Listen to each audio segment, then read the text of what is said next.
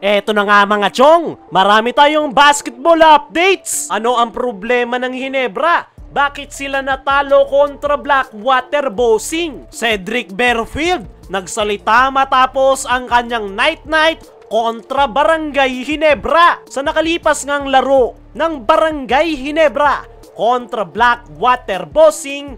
Ay bigo nga ang Barangay Ginebra na makuha ang panalo sa score na 88-95. Nahihirapan nga ang kupunan ni Coach Tim Cone lalo na sa fourth quarter dahil sa galing ng bagong import ng Blackwater na si George King. Pero yung pinakatumapos talaga sa Barangay Ginebra ay itong number 2 overall pick ng Blackwater na si Cedric Berfield, kung saan nagbaon ito ng clutch 4-point shot para isil ang kanilang panalo. Nag-night-night pa nga itong si Cedric Berfield sabay harap sa Barangay Ginebra bench. Hindi natin maitatanggi mga chong na mahusay itong si Cedric Berfield. Wala nga itong takot, lalong-lalo na sa crucial minute. At dahil nga sa ginawa na night-night nitong Blackwater rookie na si Cedric Berfield, ay maraming ang Barangay Ginebra fans ang nanggagalaite at galit ngayon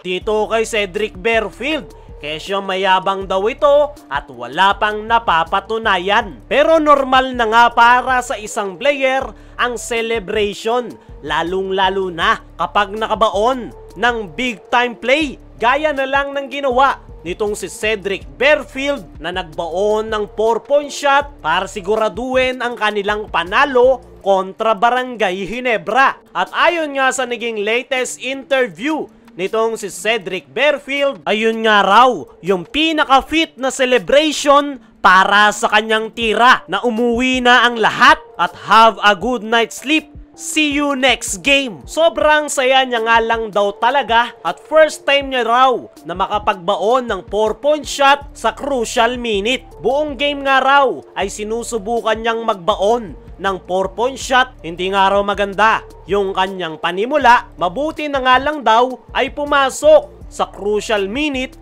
ng fourth quarter. Kaya naman masayang-masaya nga raw itong si Cedric Berfield dahil ito rin yung kanyang kauna-unahang panalo sa PBA. Sa ngayon ay masaya nga raw itong si Cedric Berfield sa kanilang unang panalo ngayong Governor's Cup at ito pa nga lang daw yung kanilang simula. At umaasa ang nasabing rookie na magtutuloy-tuloy na yung kanilang panalo at sana nga lang daw once na makatapat nila ulit ang Barangay Ginebra ay maulit niya yung kanyang magandang performance. Sa ngayon ay nagawang tulungan ni Cedric Berfield ang kanyang kupunan na makuha ang panalo kontra Barangay Ginebra. Pero tignan natin kung mauulit niya yung kanyang performance once na makatapat ulit nila ang Barangay Ginebra dahil sa panibagong format ng PBA ay meron nga tayong double round robin. Ibig sabihin nga lang niyan mga chong ay muling maghaharap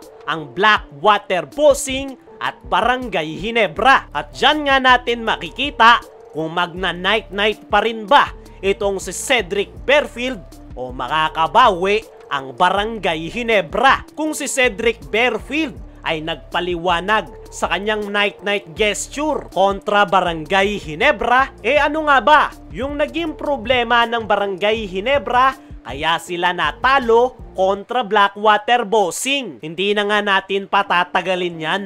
Unang-una sa obvious na problema ng Barangay Ginebra ay wala ngang katulong si Justin Brownlee. Buong laro, si Brownlee lang ang tumatrabaho para sa Barangay Ginebra. Kayod kalabaw na nga yung nasabing import para lang iangat ang kanyang kupunan. At yan nga yung problema ngayon ng Barangay Ginebra. Wala na nga yung dating tumutulong kay Justin Brownlee.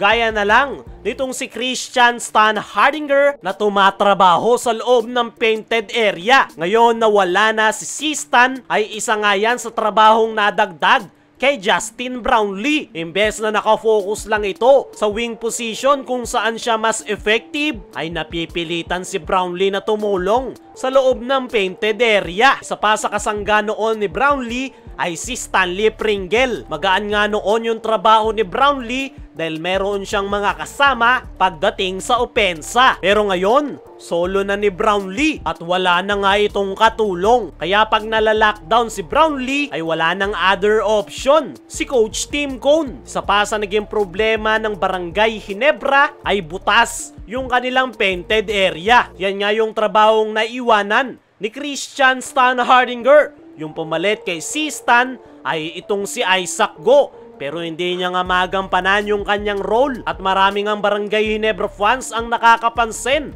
na sobrang lambot nga raw ng nasabing big man. Para nga daw itong pinaliit na Greg Slaughter. Wala pang depensa at diyan nga gumatas ng puntos ang Blackwater Bossing dahil alam nga nila na mahina yung front court position ngayon ng Barangay Ginebra. Sa pangasa napansin nating problema ng Barangay Ginebra ay hindi nga pinaglaro si Japet sa 4th quarter. Sa ngayon ay palaisipan kung bakit hindi pinaglaro ni Coach Tim Cone sa crucial minute. Si Japet nga yung pumapangalawa kay Brownlee pagdating sa opensa. Pero nakapagtataka lang talaga, hindi ito ipinasok ni Coach Tim Cone kaya mas lalong lumuwag yung depensa ng Barangay Ginebra sa loob ng painted area. Sa ngayon ay 1-2 na ang win-loss record ng Barangay Ginebra ngayong Governor's Cup at kinakailangan ngang mag-adjust ng kupunan ni Coach Tim Cone dahil hindi nga sila po pwedeng matalo sa kanilang susunod na laro. Kayo mga chong, ano ang masasabi nyo sa pagkakatalo ng Ginebra? I-comment mo lang dyan sa ibaba.